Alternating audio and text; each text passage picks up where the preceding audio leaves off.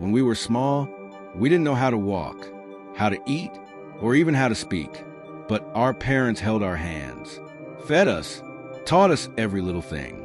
They didn't sleep at night when we were sick. They smiled even when they were tired. They worked hard, not for themselves, but for us, to give us food, clothes, a home, and a future. Now time has passed.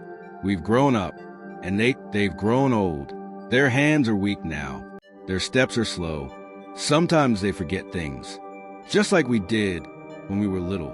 Now it's our turn to hold their hands, to talk kindly, to sit beside them, to listen to their stories, even if they've told them many times, because love is a circle.